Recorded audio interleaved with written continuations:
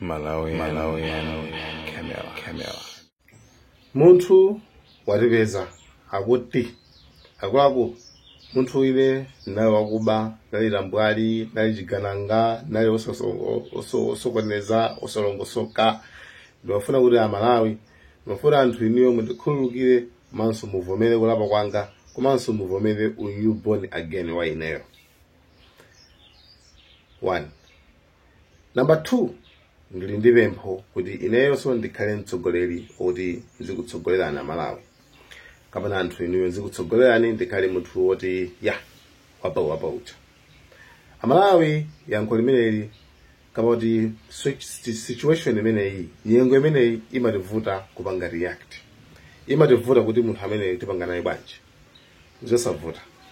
Munthu akabwera kuyambirira nkhona kuti ineyo ndali wotere ndali osokoneza ndali wakuba ndali wachinyengo ndali wakatangale tambwali I think nangophatikiza apo by mistake kubabe zogwirizana katambwali yes tambwali wakatangale. Yes, munthu amene choyambirira Amalawi tiye tivomere kulapa kwake komanso timukhululukire timulandire kuti yes inuyo takulandirani munthu wabwino basi chabwino inuyo kuti mwasintha. Koma number 2 yoti atitsogolere imene pamenepo no mistake osapanga mistake pamenepo osapanga mistake Amalawi formula ti pamenepo osapanga mistake muuza kuti aseye takuvomera kuti wewe born again takukhululukira zonse zimene wapanga tizikhala koma sangafike level yola zitiyang'anira yola zitilamulira imene ndi mistake imene mukondo pano ndiye pali mbusa pano pali mbusa yes mbusa amene akufuna kuyimira nawo president koma akuvomereza kuti iye ndiso nali katambwale I think just watch the guy. Hey, the handsome of course. Komado tambwalibe. Ndingokhulukira timvomereze kuba sadi pakata timpase mpando ora ziyangana efe. Pele Hey. We understand the student magazine imene munali nayo kuti munkajera anthu ndalama komanso anthu amene munalemba ntchito mumalephera kuwalipira. Is that correct? Very true. Very true. I agree. You know, that was 12 years ago. This is 2025, in 2013. So ndika magazini makanika kuwalipira anthu. Yes. Komanso anthu ena kuti munathawa ndi chithumba chimene anthu amazapanga advertise. But the student magazine magazini kochepa anthu ochepa amene munalemba kumeneko koma munadyera ndikuthawa ndikutseka kukanika kupanga run zinthu. How can you assure us kuti you be able kulamulira dziko lino? Moyo wa munthu umakhala a process. You know, wina aliyense mukamamuona in life amakhala kuti ali ndi story, ali ndi background. Ulibe munthu wopanda background. And background nthawi zambiri ya munthu ambiri almost sikhala yabwino. Koma is that background imene imapanga shape a leader. Is that background imene imapanga shape mtsogoleri. I know the mistakes that we did 12 years ago. I've learned from those mistakes. Timalephera kulipira anthu, timathawa chifukwa timaona nthawi imene zinthu zathina zavuta. I don't want pano ndi pa TV pano. No, muvomeza kuti mathawa ndiso. Of course, true. Very true. Hey, sinalizoona because machita kuona apa is life and death. Okay? Ndikakhala kuti anthu andipha or ndizipha. What do? I should save my life, have be alive. Tinapanga ma mistakes ambiri. Koma ndaphunziraso ma mistakes amene zambiri. If you see me today here, sitting with you here, it's because of that experience, because I've built courage from there, I've built confidence from there, I've learned how to treat people in a nice way, not in a bad way. If you said in a tower, it means life was not okay, life was not easy. Yeah, so I've learned from that, and I accept, and I want to say, onse amene tinalakwira nthawi imeneyo. I want to apologize pa TV pano kuti I'm so sorry. Inali nthawi imene tinkapanga zinthu mwina tili anyamata tili ana tisanakhwime nzeru. Mubwera mwapepeserero ifati mufuna mavoti. Not necessarily mavoti. Komano you also had a nickname, Trickster, is it? People called me that, but it was not my name. Is it? I don't know how that's how people were saying, but I'm not that.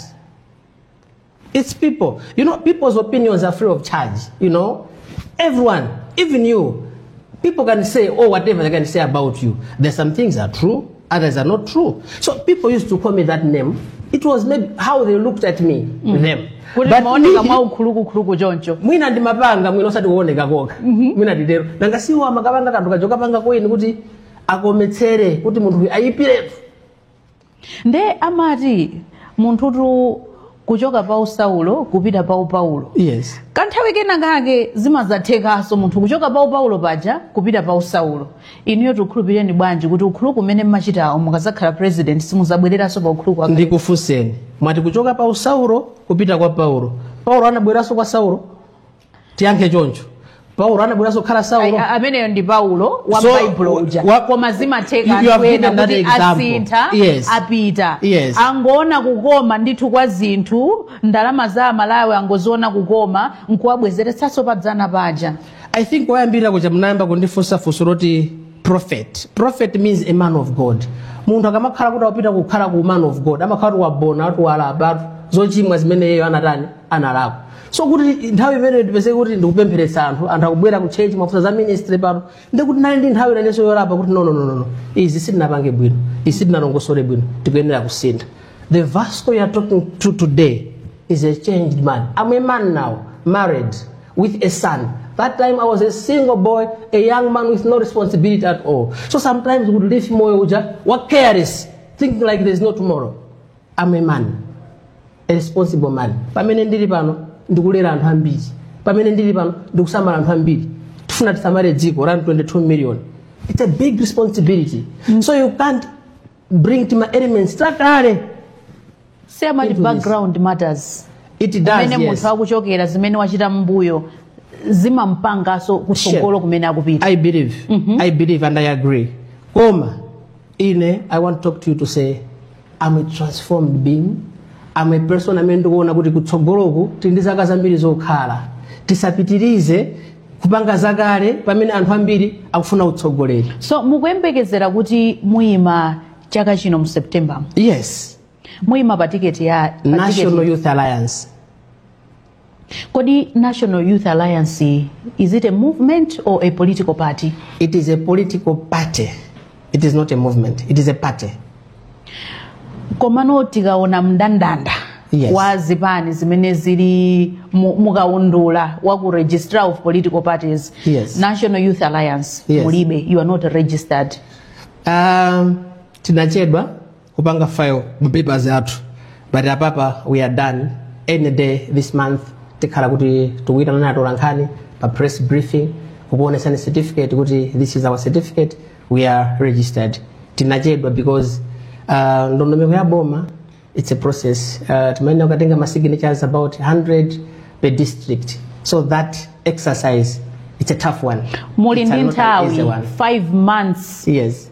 Imene tasala nayo kuti zisankho zichitike. Now inu mudakathamangisa be mapepala kuti mupange register chipani kenako muyambe kuthamanga kuchita misonkhano yokopa anthu ndi zina zotero. Muli ndi nthawi? Ubwino wa ku Malawi ndo pano pati kuthamanga tupanga kampeni tuyenda tu saletsa kuti yayi poti simunapange ndeti musayende samaletsa pano tikuyenda tikuzigulitsa ngati ukandidate tikugulitsa chipani tukwauza anthu chipani chanu ndichi kwangosala certificate. Nthawi imene mwaichulayo 5 months. I'll take you to Lesotho. Do you know what President Roko Lesotho amene akulamulira pano now in the elections in 7 months? He started a party in 7 months. He won the elections. He did. I'll take you to the late Dr. Saulos Kraus Chilima, may so rest in peace. Sana wina chisango. He managed 1.1 million votes in a few months, 9 months, I think that was 9 months. So we have time.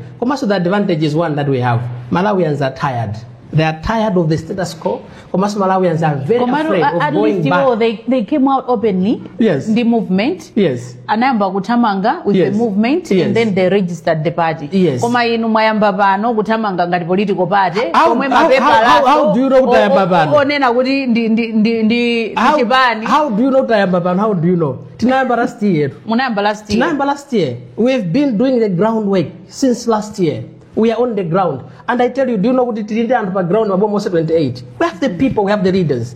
Everything is said. We have the Malawians that are talking to us. We have the Malawians who are doing the work on the ground. Mango zizimukira Mr. Maziopa kuti ndiime ngati mtsogoleri pa chisankho chikubwerachi. It has been a process. It has been a journey for me. Okay. I've been observing ndale ya kumalawi kuyambira 2004 kuzafika 2025 ndakhandupanga observe mwina ena amene sakundidziwa.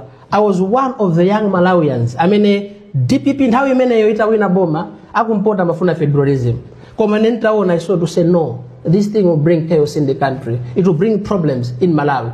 I was the youngest Malawian kukhala pa panel konkuno ku Crossroads Zodiac inaliposo live on TV. I said no, let's not do things out of emotions, let's not do things out of tempers. Federalism ijapaka na inazima ina dependa. That was 2014. So politics ikapena ndale itu kupanga sikuti ndayamba lero. Just last year, that one should be between March, April, June. Kwansunde unalizochitika chitika anthu kwansunde mafuna kukire boma ili limene lilipoti. I was the only person amene napita kwansunde. Kwa yankhula anthu kwansunde, don't do this because we don't want to set our country on fire again. It is on record. So politics it has been in me. I've been into it. And I know what I'm in for. It's a game. I know.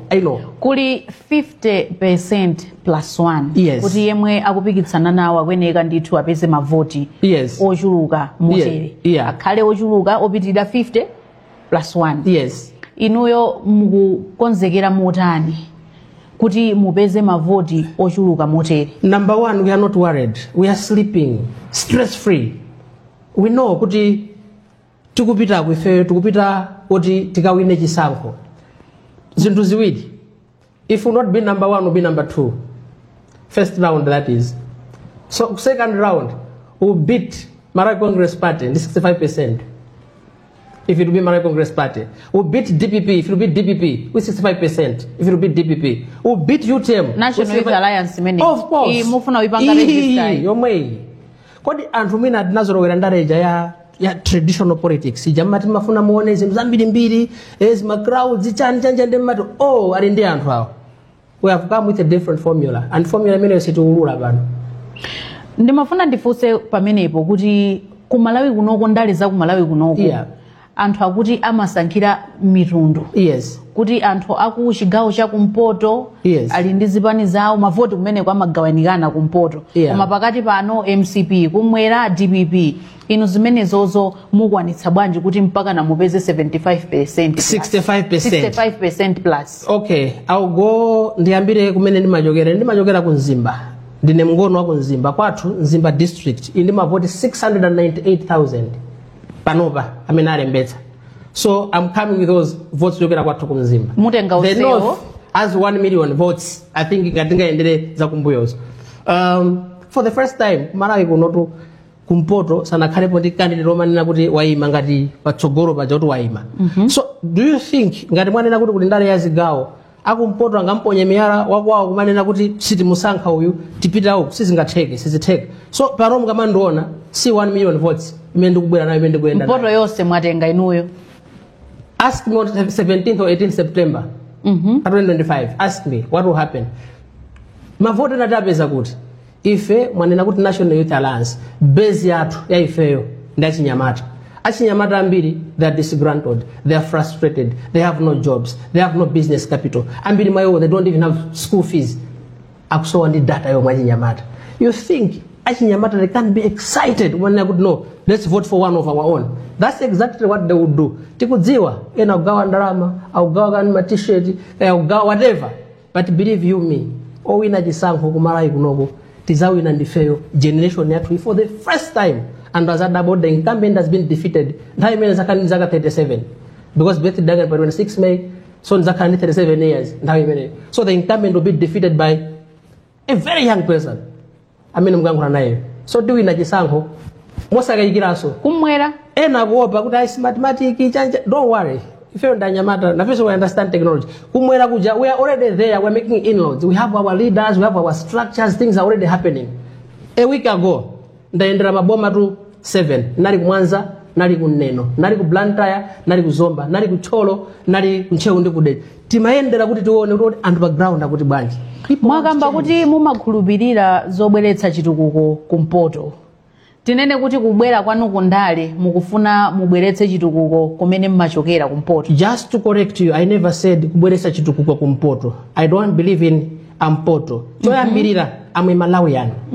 Kulibe passport imene imalembedwa the Republic of Mpoto. Kulibe passport imene imalembedwa the Republic of Central Region. Passport imalembedwa the Republic of Malawi. Ine amwe Malawian and kubwera kwathu or kubwera kwanga komanso ndi chipani chonse tikamala nkhula ifeyo we want to end identity politics, tribal politics imene ili ku Malawi. Munafunsa hapo kuti zipani za zigawo if we don't look at ama regions kuti okay base yathu strength yathu ikhale kwakuti not that koma if our base achinyamata our base makolo athu amene akuona kuti no enough is enough kuyambira 1964 kuzafika pano akulu okhaokha. We've never tried a young president like Ibrahim Traore of Burkina Faso. We've never tried a young president like Duma Boko of Botswana. We've never tried a young president ngati Emmanuel Macron of France. So it's time Malawi has to try their own Emmanuel Macron of Malawi. Mukumuonayo Amalawi akwenda kuyesera Ibrahim Traore wao akumumverayo. Amalawi kuyesera Duma Boko ngati wa Botswana uja wazaka wang'ono. Akuluwa, I want to give you an example. I'm not trying to say that Akuluwa, we don't love them, we don't like them. We like them, we love them. Koma we feel sorry. Tikamaona takuzipanga so drag muchindu chimene chabweresera pavuto. Sindu kwabanga attack a Professor Arthur Peter Mutharika nanena kuti 2014 napanga defending ndine za federalism. I was there trying to protect his government that time. Akula kwambiri pa 83 ka 84 ka 85 years. Amabera cement tikumva choncho timaziwerenga choncho panopa kupita ku 90 88 89 90 years kodi kumalawi kunoko are we really loving the country? Dr. Chakwera is going towards 70 or thereabout. Amaba cement ndani zimezo timaziwerengera mu news timamva kuti cement amasowa. All right, so we don't want to kind of scenario oti we have an old president amene mwina ang'ono mbali makumpanga capture ang'ono mbali they are trying to manipulate ang'ono mbali makusewera mafili makusewera magame. We don't want that. We want a president I mean are very alert inetu wazaka 36. Let me tell you there tipumire kai sanga ndiberezi tibweranso posa chedwa pompa Malawi.